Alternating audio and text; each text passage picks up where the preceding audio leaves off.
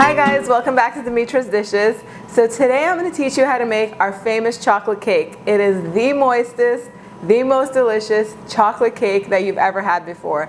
I've taught you how to make a chocolate sponge cake, but this is on a different level. It is probably the only chocolate cake recipe that you'll need to know, and you can turn this into so many fabulous desserts.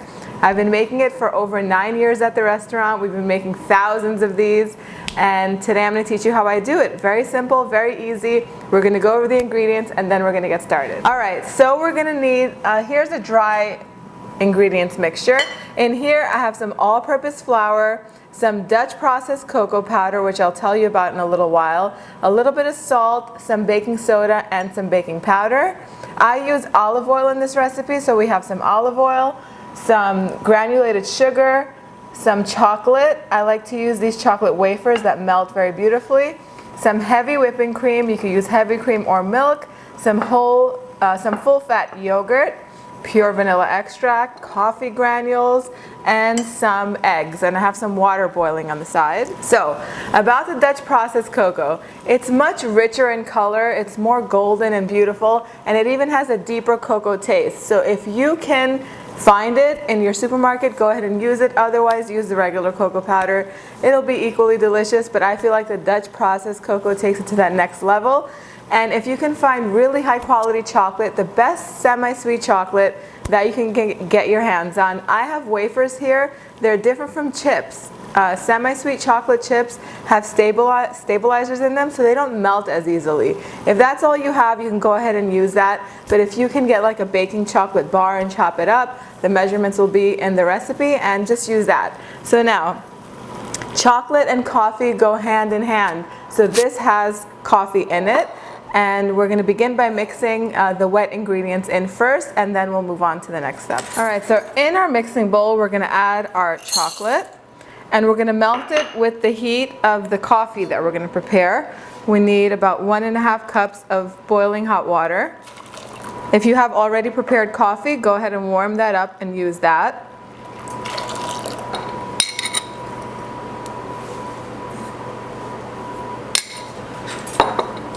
And then just mix it all up until the chocolate is completely melted. So to that, we're going to add our vanilla extract. We're going to add the yogurt, which is nice and cold, and it's going to help cool this mixture down. Our heavy cream and our olive oil. So we're just going to mix this all up until it's smooth, and then we're going to set it aside. Alright, so you want to make sure you mix all of these dry ingredients really well so everything is really well incorporated. So if you really want to, you can pass this through a sifter, and that'll incorporate everything really nice and evenly, or you can just whisk it really well like I just did. So now into your mixer, you want to combine your sugar with your eggs and beat that until everything is combined.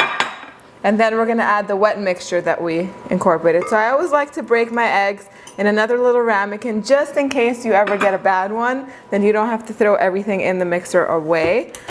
I'm going to start on low and then move it up to high until it's really nice and thick. So once the eggs and the sugar are really nicely combined, we're going to add this coffee and chocolate and yogurt and beautiful mixture in here. And we're going to mix it on low speed. If you put it on high, you'll end up wearing it. But we're going to do this on low speed, and if you don't have a stand mixer, you can definitely do this by hand with a whisk. And we're going to mix it until everything is nicely combined, scraping down in between, so that way we can get everything off the sides and the bottom of the mixing bowl. And now once everything is all incorporated, we're going to add our flour in a little bit at a time, maybe in like 5 or 6 batches. Not over mixing this. As soon as the flour is incorporated, we're going to add the rest of the flour a little at a time. And once you can still see a little bit of flour in the end, then you stop and you can continue the rest with the whisk or the spatula. So once it's all really nice and smooth and you no longer see pockets of flour, you know it's done. The secret in making a really moist cake is to not over mix it. So there we go. Now we're going to Now we're gonna fill our pans with it. So I have 3 8-inch round cake pans. My oven is preheated to 350 degrees Fahrenheit.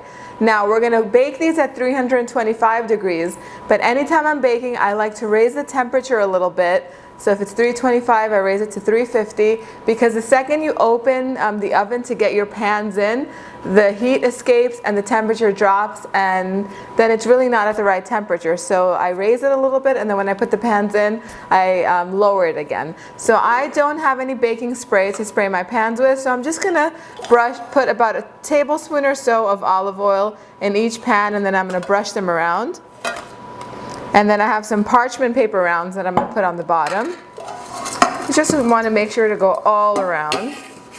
So just like that. A lot of cake recipes call for flouring or dusting the pans with cocoa powder, but honestly that makes a huge mess and is completely unnecessary. So as long as you butter it or oil it or spray it really well, the cakes will release very easily. Now, what I'm going to do is I'm going to pour my cake batter into these 3 pans as equally and evenly as possible.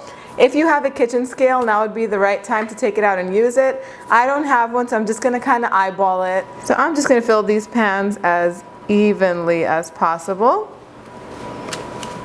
So if you really want to know for sure if they are equally distributed, you can take a toothpick or a skewer and put it inside the center of the pan, and then do the same with each one and see if it ends up in the same spot.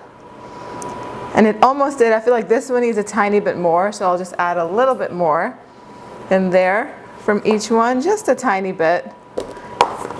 It's not really a huge deal. As long as they're all pretty much the same amount in each one, they'll bake evenly.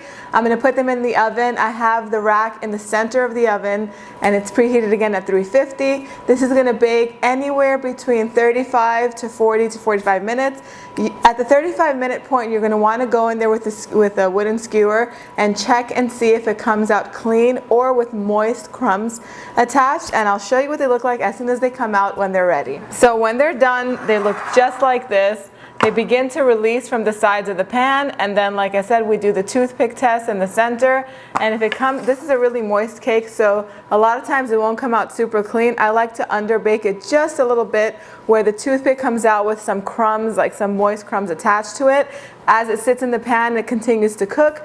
Mine took, like I said, about 35 to 40 minutes. I did go in after 30 minutes and I just moved the pans around so that way they can cook more evenly. Now when it comes out, you want to run a knife around the sides so that way the cakes release very, very easily. And okay, so this is what we do with them.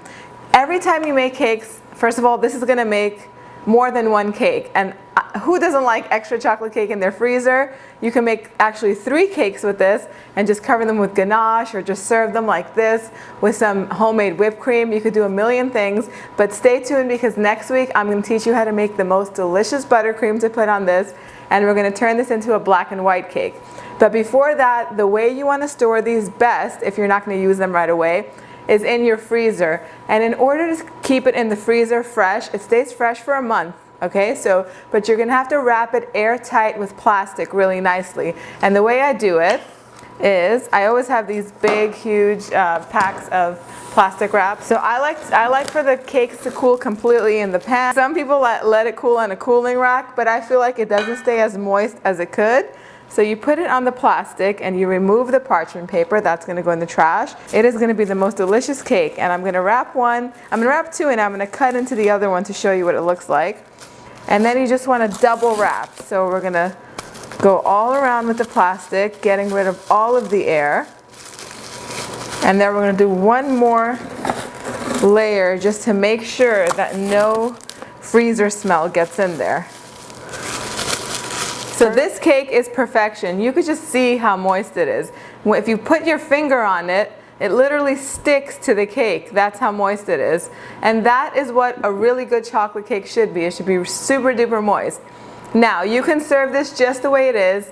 Either whip up some whipped cream, you can flavor the whipped cream any different way you like, or serve it like that by the slice. I've taught you how to make my chocolate ganache. You can just make ganache and pour it on top. and put dollops of whipped cream on each plate, and you'll have a fabulous dessert. But let me cut into this so I can show you exactly how moist it is. Look at that. Look at that color, first of all. Do you see that? That is exactly what you're looking for. Make sure you have this ready because next week we're going to make buttercream so that we can make a 3-layer cake. I'm going to show you how simple and easy it is. Store this in your freezer and then just take it out the night before, defrost it the night before in the refrigerator, and then you can decorate it and ice it whichever way you like. Thank you for spending time with me today. You'll find the recipe with the exact measurements and everything on my website in the description box down below, www.dimitrasdishes.com. I will see you guys next time. Bye, everyone.